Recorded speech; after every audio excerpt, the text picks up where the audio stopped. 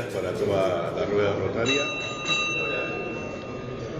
Con mucho gusto y placer presentaré a nuestra oradora de hoy, muy especialmente por ser una compatriota de origen armenio, hija de un gran amigo Armando, y sobrina de Nacho Carrera, que es de nuestra rueda, de Nacho Carrera.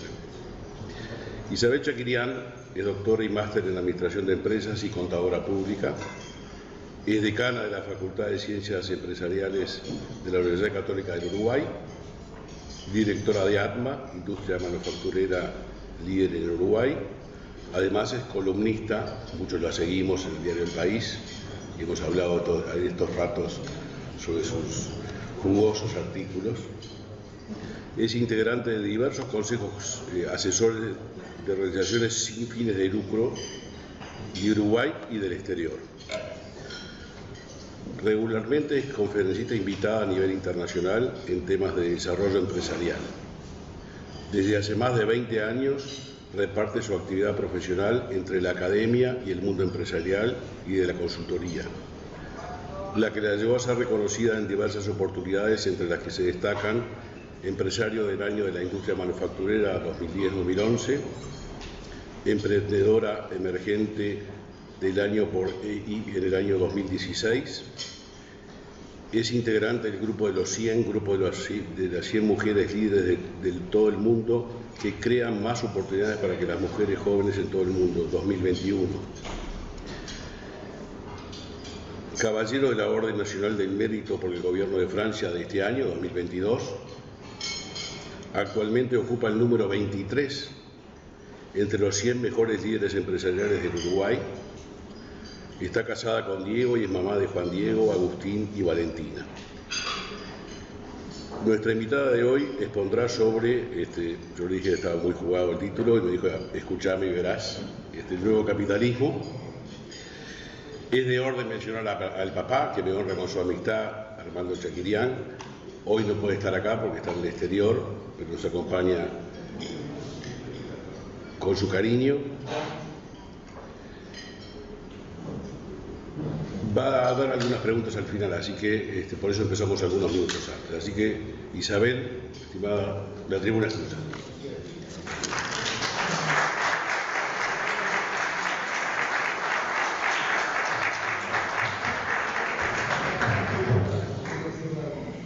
Bueno, buenos días a todos.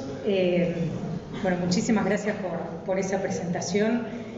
La verdad es que les decía antes de empezar que me siento como en mi casa, porque ustedes, más que esto, el Club Rotary, ustedes son los amigos de mi padre, y además ahora tengo el gusto de encontrarme con muchas amigas mías, así que me siento realmente muy a gusto en este almuerzo.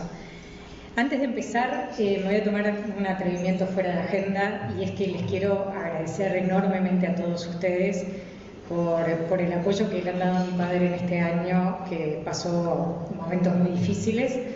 Mi padre siempre me habla de la importancia del Rotary, de lo que significa para él, y más allá de ese relato lo pude vivir en carne propia cuando estaba con él y recibía los mensajes de algunos de ustedes, los vi acompañarlo y sobre todo los días después cómo estuvieron junto a él. Así que en nombre de mis hermanos y en el mío, y seguro que en el nombre de mi padre, muchísimas gracias por ese cariño y ese acompañamiento con él y con toda la familia.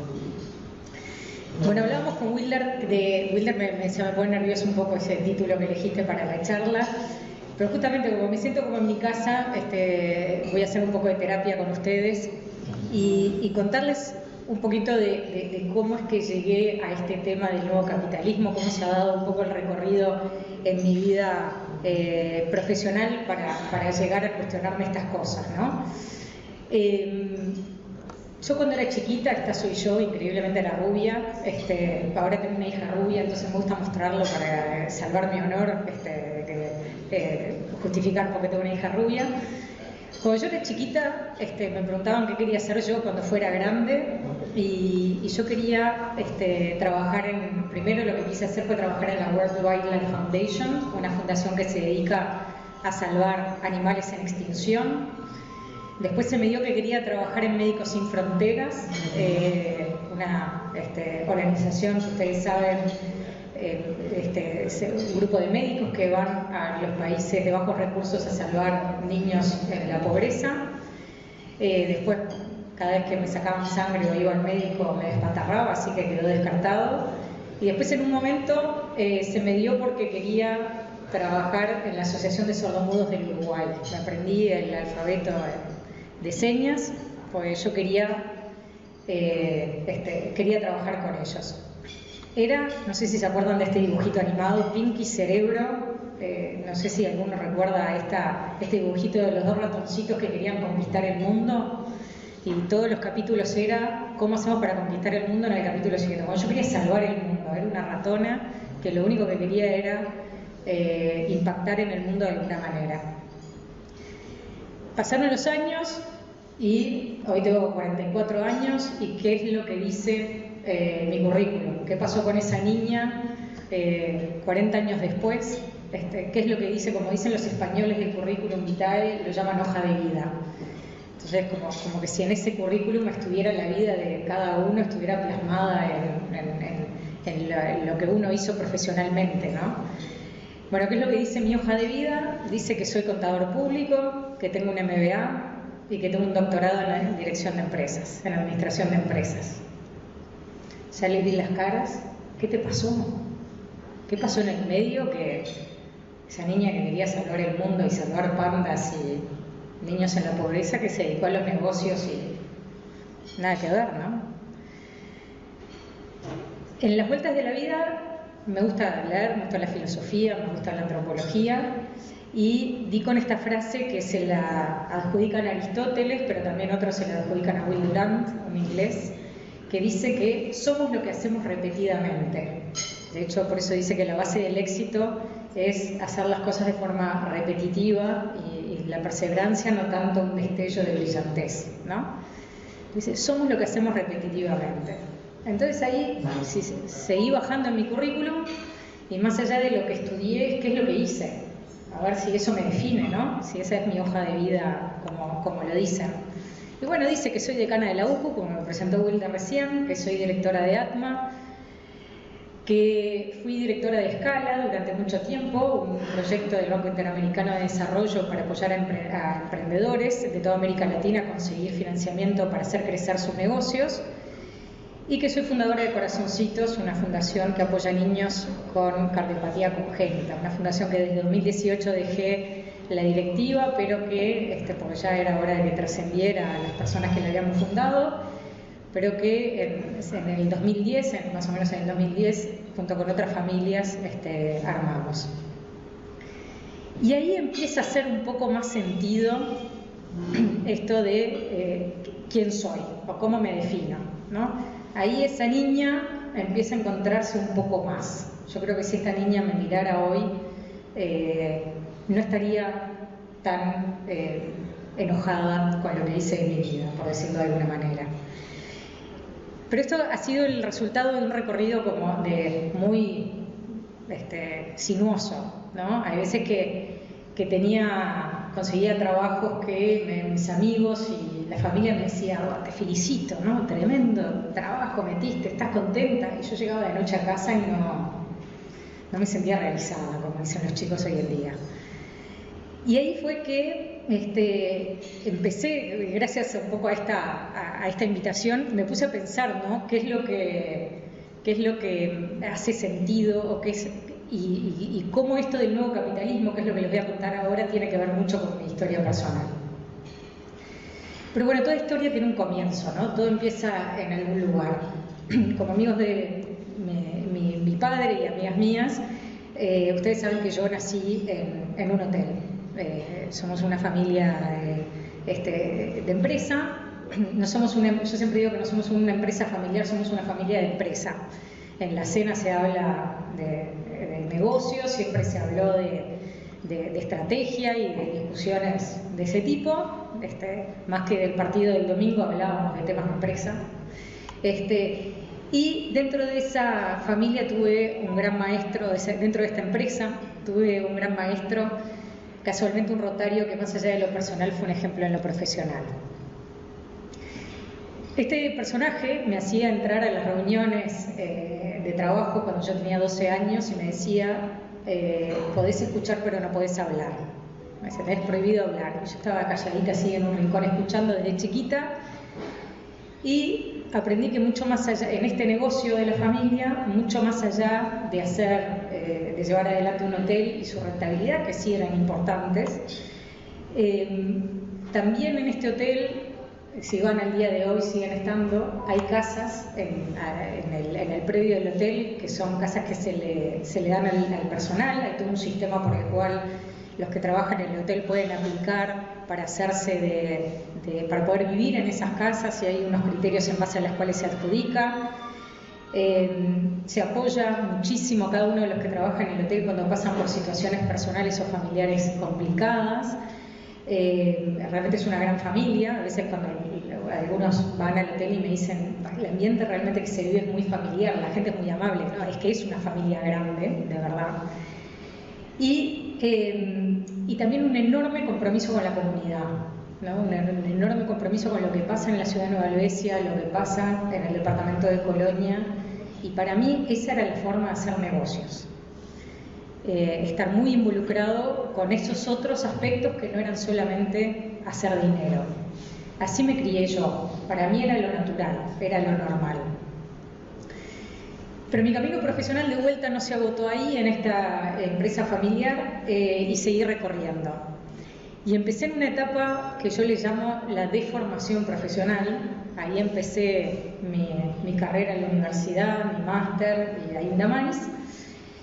Y en toda mi carrera profesional, les voy a ser absolutamente sincera, y no tiene nada que ver con la institución donde estudié, era lo que pasaba en ese momento o en esa época, cómo se formaban los profesionales del mundo de empresa.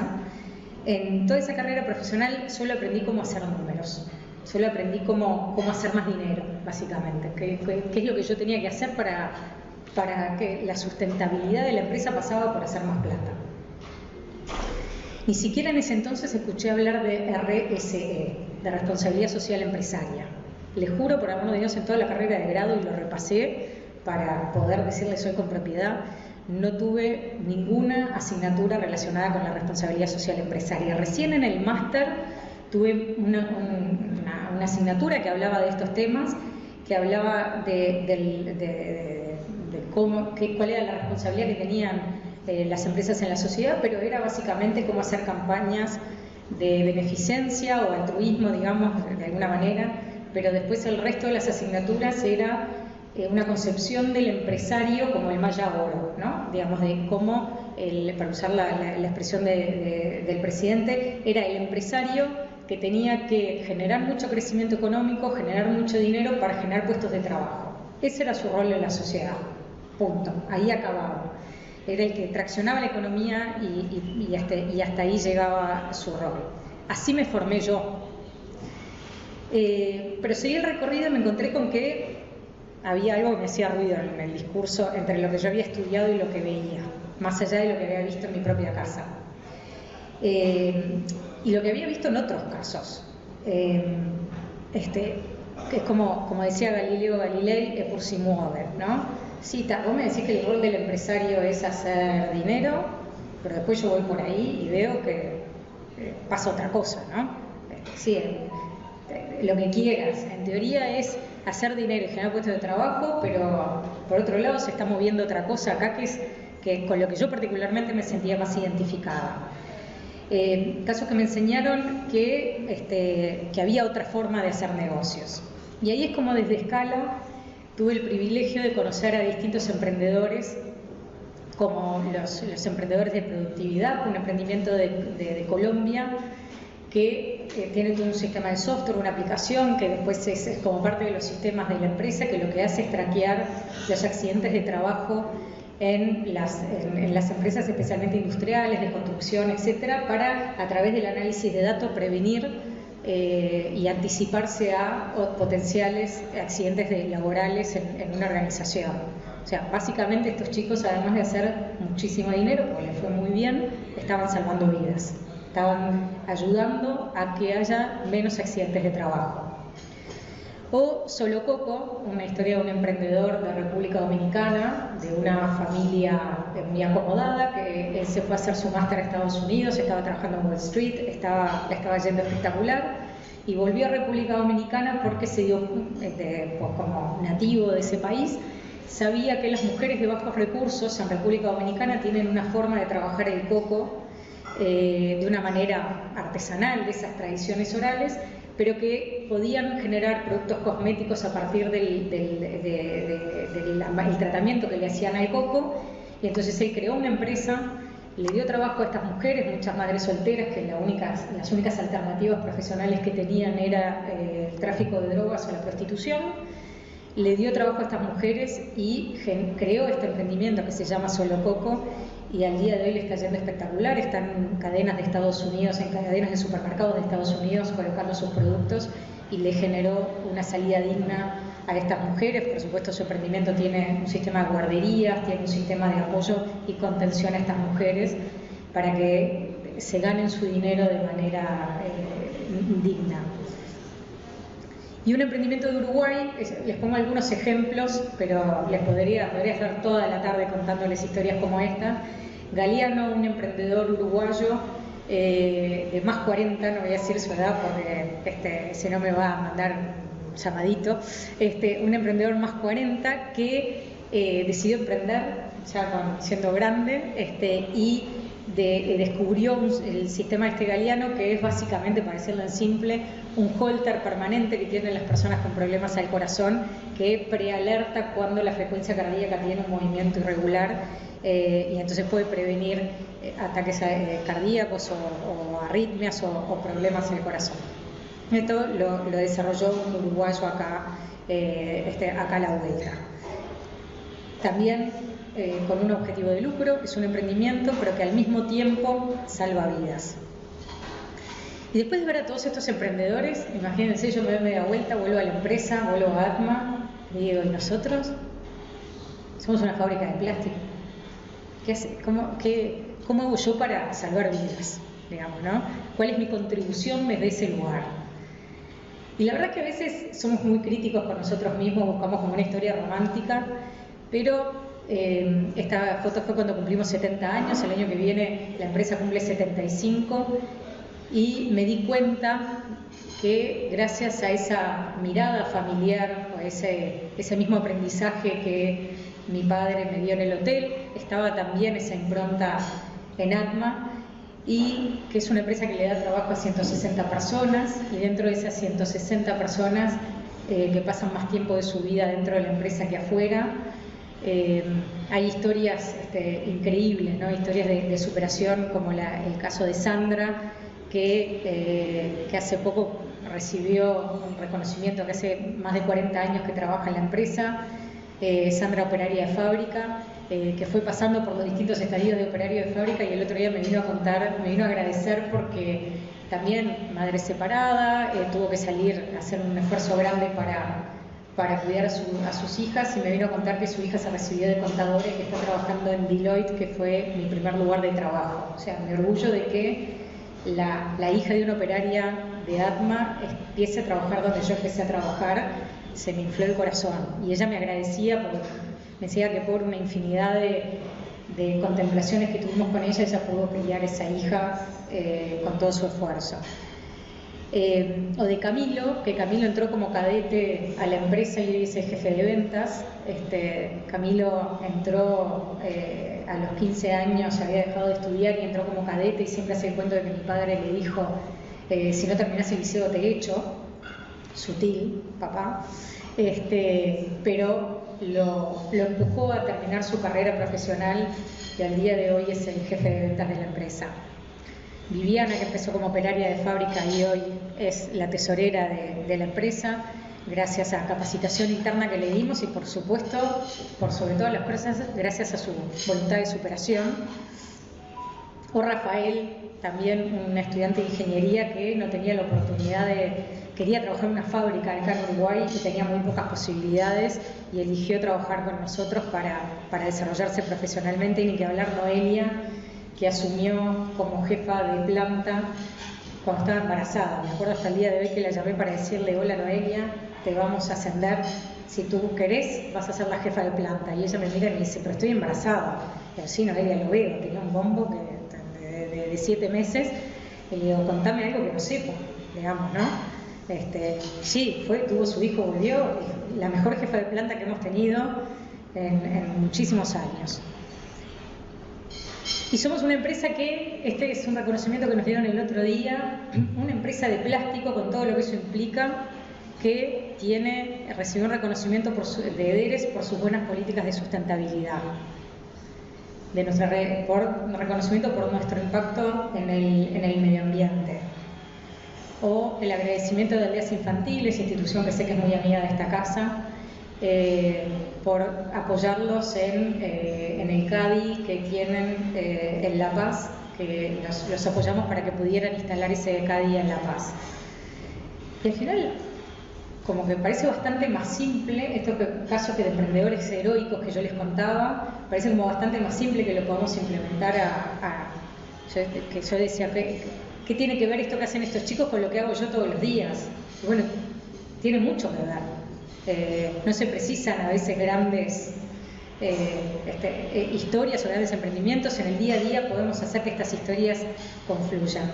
Y al mismo tiempo, ustedes saben, yo estaba en Corazoncitos y decía: bueno, pero estas historias de hacer el bien social y hacer dinero, ¿son compatibles? Me seguía preguntando esa pregunta una y otra vez, me preguntaba eso. Y ahí entré en lo que yo llamo el mundo de Matrix. Para mí la academia, el mundo de la investigación, no sé si vieron la película Matrix, es como que Keanu Reeves se mete como en un mundo donde realmente pasan las cosas, es como que si fuera la cueva de Platón, digamos. Para mí la investigación en el mundo académico es eso, es entender cuáles son los hilos que realmente mueven las cosas. Nosotros nos quedamos generalmente en la superficie y con el mundo de la investigación académica entendemos por qué pasan esas cosas. Y bueno, entonces como yo me preguntaba esto, ¿no? Estaba siempre permanentemente en esta búsqueda de entender cómo desde el mundo de empresa podemos tener impacto social mucho más allá de hacer dinero. Entonces me zambullí en el mundo de Matrix, como digo yo, que mi tesis doctoral tuvo mucho que ver con esto, con el impacto social y económico que generan las organizaciones. Y porque me quería responder esta pregunta: ¿los empresarios tenemos algún rol en el impacto social, medioambiental, en nuestro entorno, o fue solo mi padre porque es buena gente, digamos? Eso es lo que yo me pregunté durante años. Y ahí, analizando, estudiando bastante, descubrí que en 1776 este señor que aparece ahí en la foto, que es Adam Smith, conocido como el padre de la economía moderna, publica en su obra La riqueza de las naciones, donde establece las bases del capitalismo, ¿no? Lo que se conoce como el capitalismo, aunque el concepto, vale aclarar, que fue utilizado por primera vez por Karl Marx, para describir la élite de la sociedad burguesa, esa que tenía y controlaba los recursos del capital de la sociedad, ¿no? Es como que el capitalismo, el padre del capitalismo, o el que le dio su nombre, fue Adam Smith, si bien el término fue usado por primera vez por Marx. Durante el periodo, ahí nació esto del capitalismo. Siguió evolucionando durante el periodo de las grandes guerras mundiales, con el hundimiento económico y político del viejo continente de Europa, que había sido durante casi 5 años, casi 5 siglos, el núcleo dinámico del desarrollo cultural, tecnológico y económico. Surgen las dos potencias de Estados Unidos y la Unión Soviética como grandes potencias. Comienza ahí una etapa del capitalismo liderado por los americanos, que ahí de vuelta, que a partir de la depresión de los años 30, primera gran crisis del capitalismo, aparece el New Deal, pasa a caracterizarse el capitalismo ya 2.0, por decirlo de alguna manera. Se empieza a caracterizar por intervencionismo estatal, ¿no? Los que les gusta la economía, ya hablamos de Keynes, de toda esta corriente de economistas, y ahí da lugar el estado de bienestar de la posguerra, del que nuestro país ya había sido modelo con el modelo ballista, ¿no? Pero bueno, ahí aparece esos los tiempos modernos que todos conocemos de Chaplin. Entre el 74 y el 75 la crisis agota esta versión del capitalismo, también conocido como el capitalismo fordista keynesiano, dejando paso a un mayor liberalismo económico y la globalización, la que tampoco estuvo exenta de dificultades, ¿no? Entonces es como que pasa de más intervención a menos intervención, como por etapas, y esta cosa cíclica que tiene el capitalismo. Entonces, después de esta etapa con la crisis del 74 volvemos a un modelo mucho más liberal y apareció la reciente crisis del 2008 con la crisis financiera internacional, que fue el siguiente punto de inflexión que tuvo el capitalismo, dejando ver varios desafíos de este régimen de carácter social mucho más allá de los económicos. A tal punto que el mundo se cuestionó, los que siguen este tema, se cuestionó si el capitalismo no había llegado a su fin, no se había agotado, ¿no? Es como varias de las corrientes no amigas del capitalismo lo que decían es: el capitalismo llegó a su fin, ya no tiene sentido. ¿Se acuerdan del 2008? La crisis de las hipotecas subprime o de las hipotecas basura arrastró al mundo a una recesión con algunos de los países más industrializados a la cabeza. O sea, los países que eran modelos de rol y ejemplo para todos los que estábamos en vía de desarrollo fueron los que estuvieron a la cabeza de esta crisis de las hipotecas basura. Además de culpar el sistema económico, muchos miraron a las escuelas de negocios, aquí presentes, que cuestionaron qué clase de profesionales estábamos formando, ¿no? O sea, ¿qué clase de gente ustedes están formando que son capaces de generar una estructura financiera tal que desemboca en la crisis del 2008? Y empezaron a aparecer preguntas como: ¿acaso vale todo con tal de hacer dinero? ¿Vale cualquier cosa? ¿Es culpa del capitalismo o del capitalismo mal aplicado? ¿Cuál es ¿quién tiene la culpa de lo que pasó? A eso se sumó el cambio climático y la contaminación global, que ahora estamos viviendo más acentuadamente, pero que en el 2008 ya estaba sonando muy fuerte, como resultado de los procesos productivos utilizados que todavía se siguen utilizando, pero que en ese entonces no eran cuestionados. Del consumismo, de este estilo de vida moderno en el que estamos, donde es usar y tirar, donde estamos pensando más en nuestra satisfacción personal que en el medio ambiente. También, ni que hablar, esta crisis del 2008 cuestionó los temas de desigualdad, la concentración de la riqueza, infinidad de síntomas de un mundo al que ya se le estaba fundiendo el motor por exigirle mal y demasiado. Como siempre dicen de las crisis, al menos en la empresa tenemos una regla y en la facultad también, es que nos podemos equivocar, pero por favor aprendamos de lo que pasó, ¿no? Las crisis tienen esa enorme ventaja de, bueno, pasó, en lugar de meterlo abajo de la alfombra y seguir, pongámoslo arriba de la mesa y cuestionémonos. Y creo que si la crisis del 2008 tuvo un gran aprendizaje fue Estábamos exigiéndole a este mundo mal y demasiado, y estaba un mundo que ya estaba detonando, que saltó por la crisis de hipotecas basura, pero que ya estaba empezando a temblequear por varios lados. Y no se había llegado a una respuesta clara cuando llegó la pandemia. Estos 2 años de crisis sanitaria, 2 y pico largos, lo que hicieron fue acentuar el cuestionamiento del modelo de ganar dinero sin tener en cuenta a los demás. ¿Cuánto salía? ¿Se acuerdan las noticias de que aparecían ventas de alcohol en gel trucho? ¿Cuánto te cobraban por un tapabocas al inicio de la pandemia? ¿Cuánta gente lucró y especuló con los temas sanitarios para hacer dinero sin pensar al final que esto era un problema global y que teníamos que salir adelante juntos? ¿Cuántos fondos especularon con las acciones y salían a correr rumores para vender las acciones o comprar acciones según la conveniencia y ganar con ese efecto especulativo de la emergencia sanitaria? Acá no tenemos una bolsa desarrollada, pero en otros países pasó y mucho. De vuelta, ¿vale cualquier cosa con tal de hacer dinero? ¿Es el rol del empresario simplemente hacer dinero o tiene otra responsabilidad más? Todas esas preguntas volvieron a estar sobre la mesa en la crisis de la pandemia. Pero poco a poco se fue construyendo una respuesta de todo esto. La crisis de la pandemia, la crisis económica que se generó a raíz de la pandemia, lo que hizo fue terminar de detonar un tema que estaba latente y que donde en el Foro Económico Mundial de Davos en 2020 lo que se hizo fue reforzar el compromiso de empujar hacia una reforma del sistema económico capitalista, virando hacia otro más sostenible, equitativo y justo. Decía en Davos Klaus Schwab, fundador y presidente ejecutivo del World Economic Forum, decía que el capitalismo ha descuidado el hecho de que una empresa es un organismo social, además de un ente con fines de lucro. Esto, sumado a la presión del sector financiero para la obtención de resultados a corto plazo, ha hecho que el capitalismo esté cada vez más desconectado de la economía real. Vaya declaraciones. En ese foro se planteó el surgimiento, y de ahí, Wilder, viene mi título de la charla de hoy. En ese foro lo que se planteó fue el surgimiento de un modelo que responda ante sus accionistas, no solamente ante sus accionistas, no es solo hacer dinero para los accionistas, sino hacia toda la sociedad. Una profunda transformación de los modelos de producción y de consumo de nuestras economías que, como ya estamos viendo, requiere que empresarios y directivos estén persuadidos de la importancia del medio ambiente y el propósito de sus empresas en un mundo cada vez más interrelacionado. Allí el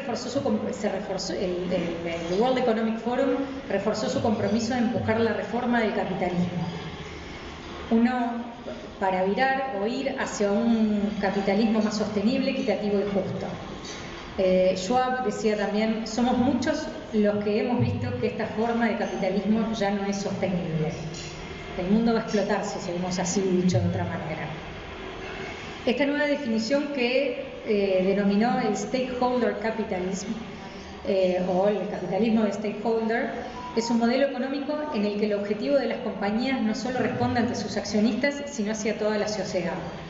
Hoy podemos ver que esta tendencia a la autocrítica del capitalismo parece ya irreversible. Muchos pensadores están en esto. La palabra sostenibilidad, si buscamos en Google, aparece con millones y millones de búsquedas y de consultas. Sobre todo ante una creciente exigencia de la sociedad. Nosotros con Paola, que tenemos el contacto diario con los jóvenes del entorno de 20 años, no saben lo que empujan los jóvenes del día de hoy. Piden respuestas de qué producto estoy comprando, es sostenible, es amigable con el medio ambiente, voy a ir a Starbucks con mi vaso para no usar el vaso descartable que me dan y que uso y tiro. O sea, estamos en una sociedad donde ya este cambio, especialmente en las nuevas generaciones, parece irreversible. Los riesgos no financieros, aquellos que no tienen que ver solo con el dinero, ocupan y preocupan cada vez más a las empresas porque sus consumidores, gobiernos y trabajadores se los están reclamando. El bono verde que emitió Uruguay hace unos días es un claro ejemplo de eso. No solo importa cómo haces dinero, o no importa solo cómo me pagas la deuda, no importa solo que me pagues la deuda, sino que importa cómo me la estás pagando. ¿Qué es lo que estás haciendo para pagarme los intereses y la devolución de este capital?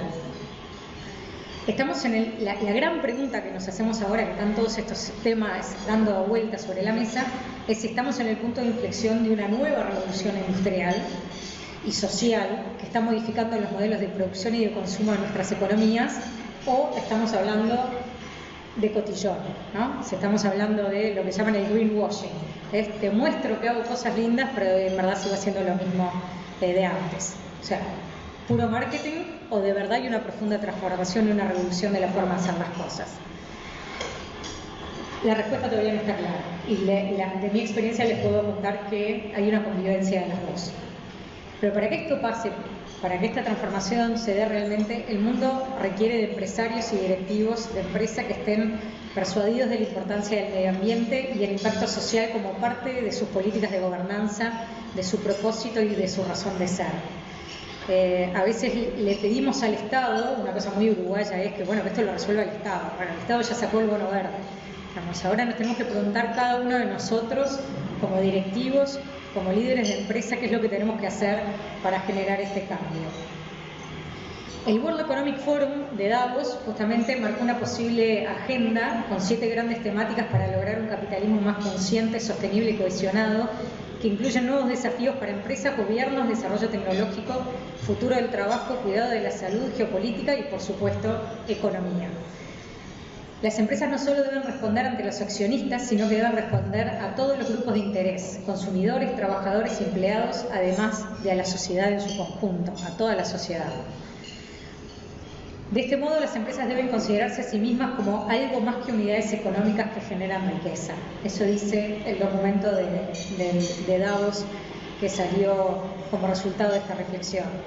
Cuestiones como, le decía, el medio ambiente, la lucha contra el cambio climático, la tolerancia cero a la corrupción, la inclusión y diversidad en el trabajo tienen que estar en la agenda de las empresas hoy en día. Estamos en ese momento histórico donde, les decía, esto puede quedar en cotillón, en marketing, o puede pasar a ser una transformación real, en el que, como les decía, no solo importa lo que hacemos, sino cómo lo hacemos. El punto de inflexión donde la ética y los valores toman otra relevancia. Solo el tiempo nos va a decir si el cambio es real, profundo y transformador, o son solo aspiraciones de deseo con eslogans grandilocuentes de un marketing edulcorado de las empresas.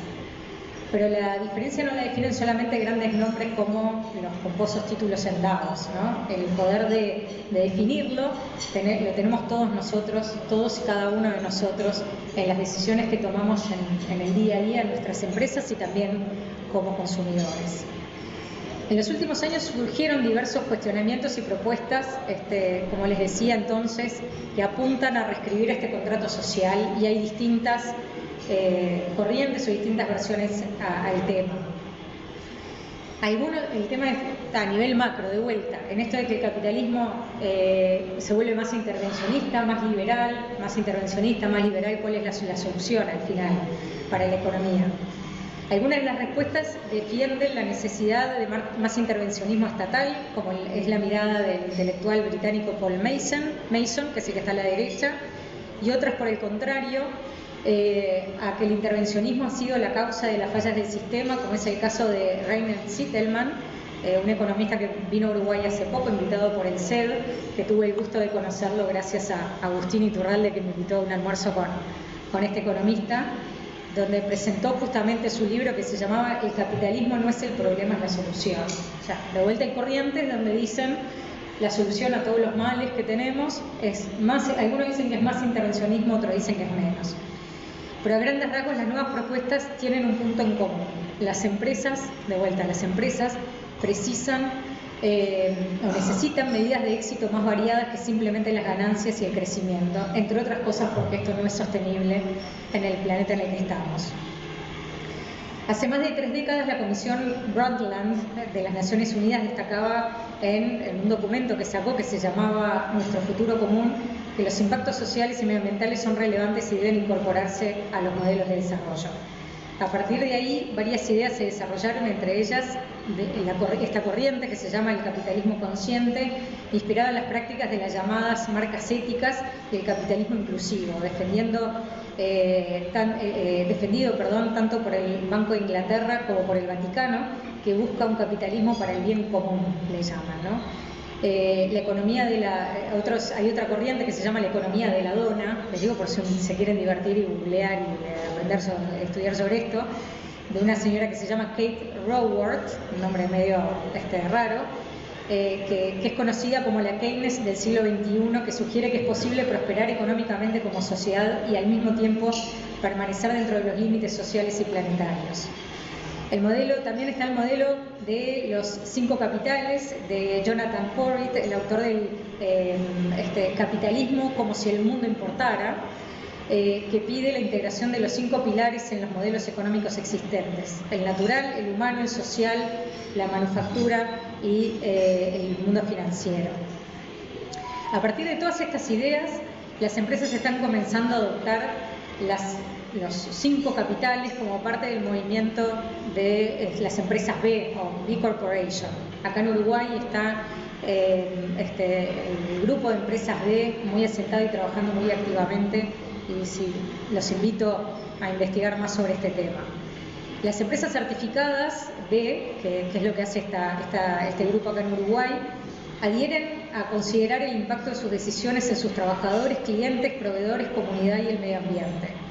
Entre sus seguidores están grandes empresas como Danone, Patagonia y Unilever, entre una lista enorme.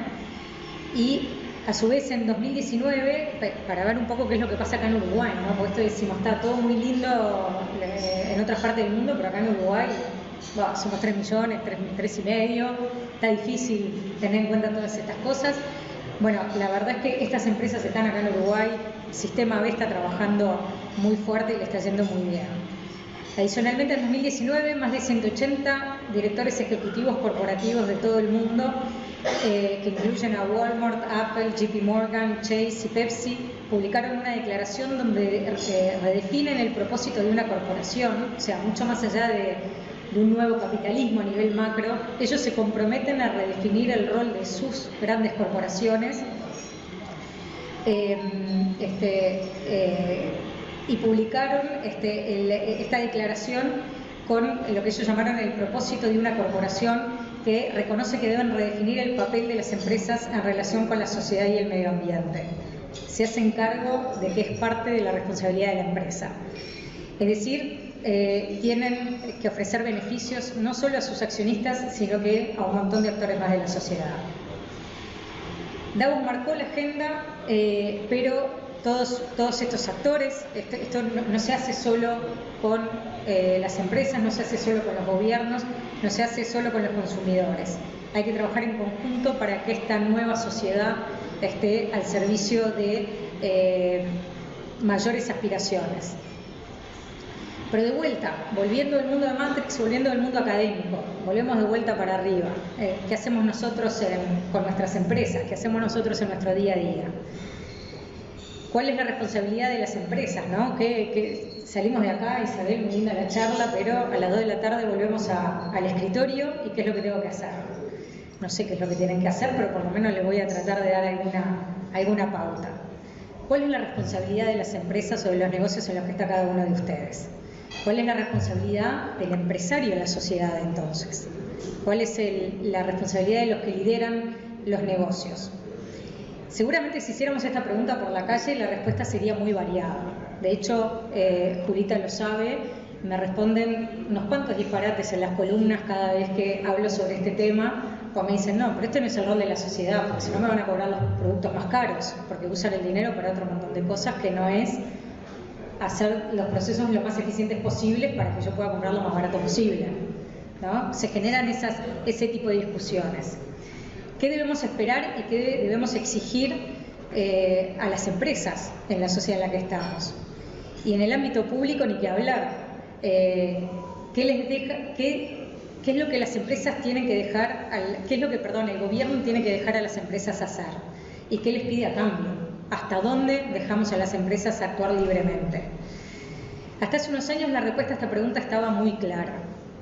En el paradigma neoliberal, la sociedad se dividía en 3 grandes protagonistas. El sector público, que crea un marco regulatorio, garantiza la seguridad y provee servicios públicos fundamentales a toda la sociedad. Después tenemos el sector privado, que crea valor económico a través de encontrar productos o servicios que satisfacen necesidades, lo distribuye a través del pago de impuestos, salarios, dividendos y precios a sus proveedores, y cumple con un rol socialmente relevante, que es la creación de puestos de trabajo. Y después tenemos el tercer sector, o la sociedad civil, que sirve a intereses públicos fruto de una iniciativa social. Tercer sector u ONGs. Estaba clarito lo que se esperaba de cada uno. Frente a esta respuesta de cuál es el rol o cuál es la responsabilidad de la empresa en la sociedad, este señor Milton Friedman la contestó en 1970. Crear valor para los accionistas. Esa es la responsabilidad del empresario. Es decir, que según Milton Friedman, una empresa lo que tiene que hacer es, a través de sus acciones de cada día, crear valor para los accionistas. Por supuesto que respetando el marco legal, nadie dice que hay que infringir la ley, pero tu misión es hacer plata para el accionista. Cualquier otra cosa, es más, lo que decía Friedman es que si la empresa hace acción social o incluye otras acciones que no sean solamente generar dinero, le está robando al accionista. Eso decía Friedman en su momento. Muchos renegaron de esta posición, cuestionándose si la empresa no debería hacer algo más que generar dinero. ¿Acaso no hay algún tipo de responsabilidad social? Friedman decía que si hay, justamente esto, los apuntes, me adelanté a lo que había puesto en mis apuntes, que si alguien quería ser beneficencia o quería ser altruista, lo podía hacer con sus dividendos, pero que una vez que se distribuían los dividendos, el empresario hacía beneficencia o altruismo, pero no era el rol de la empresa hacer ese tipo de acciones. Por razones ideológicas o filosóficas o por puro sentido común, esta postura generó muchísima resistencia. Con los años la sociedad entendió que la empresa tiene que hacer algo más que ganar dinero y repartirlo. Pero además se entendió que la empresa no puede hacer cualquier acción que maximice sus beneficios. No vale todo con tal de dar ganancias, aunque esté dentro de la ley. De vuelta, la crisis del 2008, volviendo a nuestro día a día, hizo cuestionar todo este tema y se entendió que el rol de las empresas excede ampliamente, en muchos casos, la simple generación de beneficios para sus accionistas. Los límites de la razón de ser se volvieron muy porosos y la sociedad en su conjunto y los empresarios asumieron que las empresas tenían que ir más allá de su rol en la sociedad.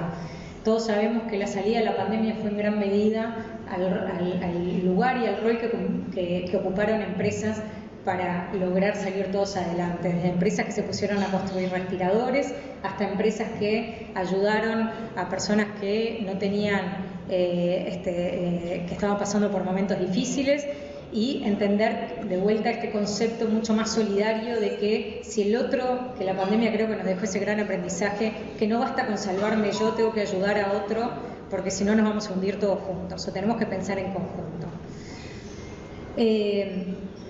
Este modelo neoliberal de Friedman, de la década de los 70, no estaba exento de ventajas, como le decía, estaba clarito lo que se esperaba de cada uno.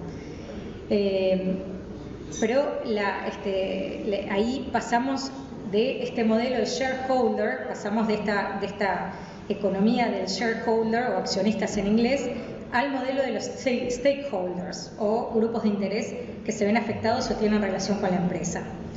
En este nuevo modelo, la empresa está para servir a los intereses de todos estos actores que vemos acá en la gráfica.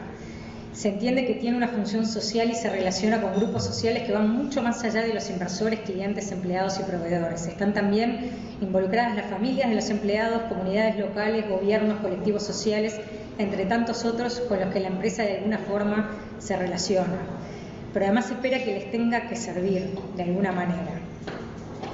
El desafío de la empresa moderna entonces es enorme, es muchísimo más grande de lo que era antes, y este nuevo modelo aportó un cambio cultural donde pasamos de una visión mucho más cortoplacista a una visión mucho más de largo plazo y mucho más amplia. Y en estas fronteras borrosas es que está el enorme desafío, ¿no? Los que estamos en el mundo de empresa llegamos regularmente a nuestros escritorios y tenemos una pila enorme de pedidos de donaciones, de pedidos de colaboración, pedidos de ser parte de distintas actividades sociales que tenemos en nuestro entorno. ¿Hasta dónde ir, no? ¿Hasta dónde nos podemos comprometer?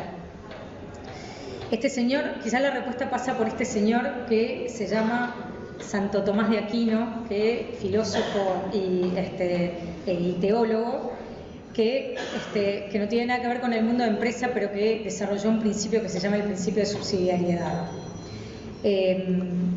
Este principio lo que dice es que todo lo que cada uno puede realizar por sí mismo no debe ser transferido a otro nivel. Esto para ponerlo en un ejemplo simple, se lo podría explicar por el lado, por ejemplo, de cuando a un niño se le mueren los padres. Cuando a un niño se le mueren los padres, ¿quién es el principal responsable por ese niño? Y en principio los abuelos, o si no uno de los tíos. Si ese tío o esos abuelos no pueden responder, pasa a un primo de los padres. Si el primo de los padres no puede responder, así irá por todo el árbol genealógico, y si no aparece nadie, será entonces el INAU, ¿no? Para ponerle, es como esta teoría como de círculos concéntricos. Y bueno, a mí esta teoría me ha ayudado mucho para saber y entender dónde está la responsabilidad de las empresas en la sociedad. ¿De qué nos sirve ayudar o hacernos cargo de los niños de África, con todo lo noble que tiene la difícil situación que están pasando los niños de África si en el barrio de al lado de nuestras empresas o de nuestra organización tenemos un asentamiento con niños que están igual o peor. O sea, nuestra primera responsabilidad es con los que tenemos más cerca. ¿De qué me sirve hacerme cargo de los niños del asentamiento que tengo al lado si mi personal no está trabajando en las mejores condiciones de seguridad o no están cobrando el sueldo en fecha? Antes de los niños de la esquina, mi responsabilidad está con mi propio personal y en las condiciones en las que trabaja. Y así sucesivamente, a preocuparnos primero por los círculos que tenemos más cerca. Bajo esta perspectiva, la solidaridad es eficaz si vamos cubriendo primero los círculos concéntricos, y al menos a mí en lo personal es un criterio que me ayuda mucho para priorizar o saber hasta a qué darle en esa pila de pedidos de ayudas y donaciones que me llegan regularmente, a qué darle más importancia que otras. Pero como Paola sabe, yo le digo a los estudiantes de la facultad, la responsabilidad social empresaria no es el helado de vainilla con el topping de dulce de leche, es el helado de dulce de leche, ¿no? Tenemos que hacerlo propio. Perdón que estoy pasada de hora, ya voy redondeando. Es el helado de dulce de leche. Por eso los invito a investigar más sobre este señor que se llama Mohamed Yunus, que es el que creó los modelos de negocios sociales, que creó las bancas para gente de la base de la pirámide en India, que tiene una historia increíble y que creó el Grameen Bank, terminó siendo el Grameen Bank, y que fue condecorado con la medalla de honor por Obama hace relativamente poco, y que este señor no solo se dedica a hacer muchísimo dinero, sino que su negocio está directamente relacionado con generar impacto social positivo en la sociedad. Y como les decía, para terminar, en todo este recorrido, la verdad que yo creo que lo que me ayudaron a darme cuenta y a reflexionar es que esta niña que soñaba con salvar el mundo descubrió en el mundo de empresa y descubrió en el mundo empresarial una herramienta hermosa para construir un mundo mejor, para hacer una sociedad más justa, más inclusiva, y que a veces nos creemos que el mundo de empresa, o me pasa con los estudiantes que entran a la facultad, que se creen que el mundo de empresa es solo hacer dinero. La verdad que es una hermosa oportunidad y un hermoso instrumento para construir una sociedad mejor. Y capaz que no podré salvar el mundo, pero al menos ayudar un poco más al mío, al que tengo cerca. Muchísimas gracias.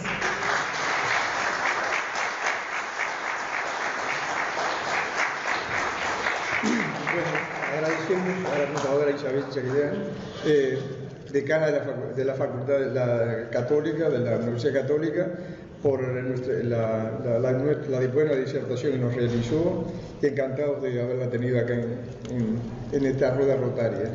Muchas gracias, Isabel. Muchísimas gracias. A ti. Un pequeño recuerdo para Isabel. Y bueno, muchas gracias por todo, y a los compañeros les deseo que hagamos un saludo al pabellón nacional y a la bandera rotaria, y tomemos un café, que ya lo tomamos.